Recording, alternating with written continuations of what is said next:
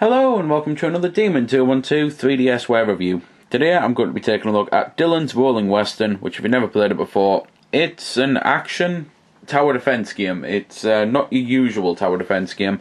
It's also got quite a bit of RPG elements in there. Right then, at the start you can continue your stage, well to be fair at the very start you create, but I can continue, view my item list or delete data, so for now I'm going to continue on a file on Day 1. Well, sorry, I think Day 2 of Village 1. Overall, there's 10 villages in the game, and you play 3 days on each, and 3 nights, obviously.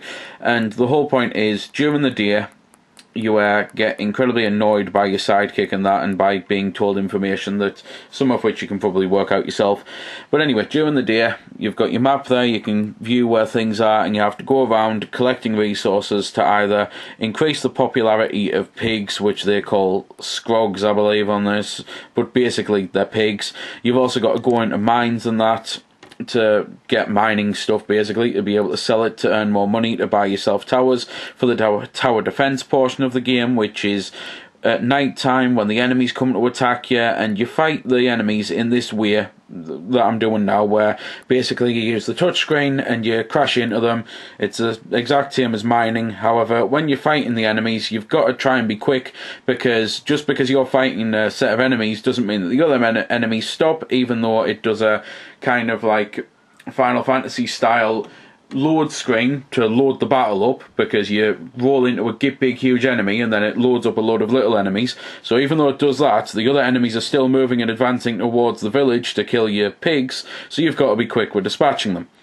Because, as I say, during the day you've got to collect the equipment and that to either increase the population of livestock that you're protecting to make the levels easier, or to be able to sell to get cash to buy the towers that can attack the enemies to make the level easier.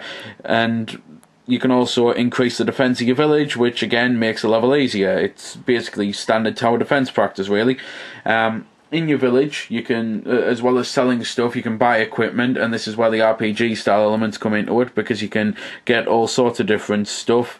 So, as you can see, build defense gates, trade or donate scruffles. At the end of the day, you go back to your village after you've beat the enemies, and you can accept quests, and you can buy the equipment. And the equipment, when I load up the right menu this time, is where the RPG elements come into play. That's quest list. Really, I'm struggling to say this right. If I go to items, nope, it's not items, status. Here we go, status. So as you can see, I've currently got equipped a basic bandana, which will give me a charge attack, gloves, boots. Just it is your usual RPG style elements, really, with equipping different items gives you different stats and abilities. As you can see, you've got a health limit there on the left, which I've just crashed through a rock to get health. I've got the number of scrogs or pig things there, so I know how many's left, because during the night it's all a little bit frantic with looking at your map to see where the enemies are coming from, because you can probably see the light areas and the dark areas, and the light areas are where my watchtowers can see, so they'll tell me when the enemies are coming, and if they hit a dark area then I won't know, I'll just know they're around that region because I'll have seen them in the light area. And there is a whole heap of stuff going on at any one time in the game. The only problem is that there's not enough, because as complicated as it all sounds, because I'm aware you're probably blustered to hell because I've not done a good job explaining this, as complicated as everything is, it needs to be a little more complicated to make it simpler. Because at no point do you get a time limit telling you how long day ends, so how long before the day ends, how long before the evening ends to then get into the night for the combat. It does thankfully come up how many enemies you've got left of, well, so like for example 8 of 8 or 6 of 8, things like that. But because of that, it means I'm going to have to do a cut into the night, because I can't just sit here because I haven't got a clue how long before night's actually going to be. Right, well I'm currently in dusk then. And dusk is basically, like, as I say, evening. It's the last chance I've got to collect supplies, sell supplies, upgrade me towers, give them different weaponry and that. So I've built a shotgun and a Gatling gun, one near the base. It will be my last chance to upgrade the actual base itself by going into it and selling stuff. So while I'm waiting for night, I'll explain the actual game's controls, because what with this being a nighttime game mainly, the day is boring to watch, it's boring to play personally, and it's not exactly exciting to show off either, as I said, for the watching part. So I've kind of jumbled a load of information together to jump into this, and now I'm blathering on, which I'm aware. So, controls. The controls of the game change between the offense and the just moving around. Basically, L is your brake, and it's also your camera. It's how you get the camera to follow you. So I'm not holding L, I am holding L, and the whole point is you use the touchscreen and drag to fire your armadillo, so Dillon, off into places and to charge up on that, and you use the circle pad to move, and as I say, holding L will do a brake. When you're in combat, that completely changes, and it's what I was hoping, well, why I was hoping night would start while I'm talking, so I could jump straight into the combat, but instead, much to my brother's annoyance, I think I'm going to have to do another cut, although by blathering on a bit more, there we go, incoming groks approaching. So, I've got 13 enemies to dispatch, and looking at the map, you can probably, hopefully see, if I zoom it in to be fair, you'll be able to see better, then at the top of the screen, I've got enemies coming along, and the bottom of the screen shows me where my towers are, shows me my visibility, shows me where I am, and there's an enemy there, so I'm just going to power into them, and combat starts. As I said, despite having a loading screen here, this is what I mean. The other enemies will be advancing, it's why it shows you your map, and combat completely changes things, because you then aim and fire with the touchscreen as well as charging up. You don't use the circle pad at all, you just drag and he fires off in that direction, and you can combo up attacks, so I've hit once, I've hit twice, it comes up. You can get items from killing the enemies as well to be able to sell the next day, and that's when you go into the, as I say, at the end of the night, you can buy equipment and that, so it's what I'm hopefully going to cut into now, because it's the only other thing I really need to show off.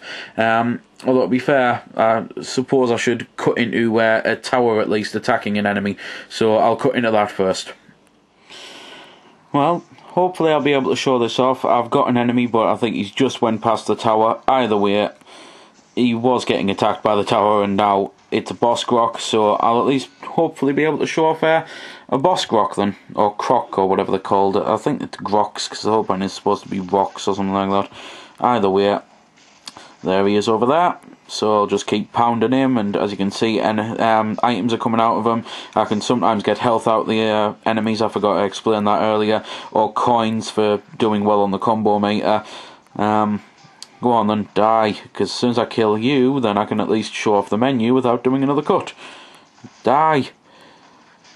Well, I know they're called boss groks, but he could have at least been cooperative and died soon. The only things I pretty much can see though while I'm at least doing this to again avoid another cut is graphically the game is fantastic looking. I love how it all looks, and the visual style, the whole cartooniness, the enemy design as basic as it is really cool. The character design's great. Musically it sounds great because it sounds kind of like your old westerns, like you expect them to sound. And gameplay wise is really good. The daytime's boring, as I said, and it would be better if you at least had a sense of urgency from the timer, but the actual night time's where it's at. The combat's great, the whole defense and strategy of it's brilliant, and the ability to do other things, which is what I can finally explain here, the whole point of the quests and that. So you did well today, you deserve a break. I can either buy equipment, which he's got nothing to sell right now, typical, and I can either practice my skills, I can either eat something, or I can go to my quests. So, Madame Croaky, Ribbit, you can call me Madame Croaky, and she's going to tell me exactly what she wants of me. She wants 7 pebble bubbles, and if I accept it, then I'll get cash or the reward or anything. So yeah, I'll get 500 reward, or I'll lose 250 if I fail to do it.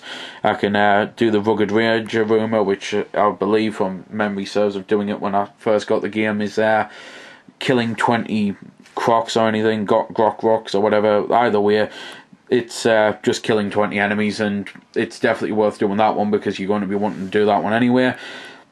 But there's nothing much I can say about the game. As I said, there's 10, just recouping a bit, there's 10 villages and 3 days on each, so there's plenty of gameplay there and plenty to do, and it is a really cool tower defense, action, strategy, offense like defense game. If you like the genre, then it's well worth getting, even though the price is a bit high. But I put off getting it myself for that reason, and then I started to realise Nintendo don't seem to believe in the word sale. I can only ever remember one sale on a Nintendo shop, and that was a load of Sega games on the Wii. So if you're waiting for the price to go down, I honestly think you'll be waiting a very long time, because I don't think it will. So £9, as I say, a bit expensive, but I'm happy with it. I heard a lot of things about the controls being bad, and I don't think they are. I actually think they work really well, and as I say, there is plenty to do on the game, so for £9 you are getting a well polished game. So there we go then. That's been the review. I hope you found it helpful. I don't score the games because that's based purely on opinion, so instead I'll leave you to make your own mind up. So thanks for watching, and if you've got any questions about the game that I didn't answer in the vid or that hasn't been answered in the comments, then feel free to ask and I'll help if I can. Also, if you did find it helpful, don't forget to check out my channel because there's plenty more like this up there, and don't forget to subscribe because there'll be plenty more to come as well. So until next time, this has been Demon212, signing off.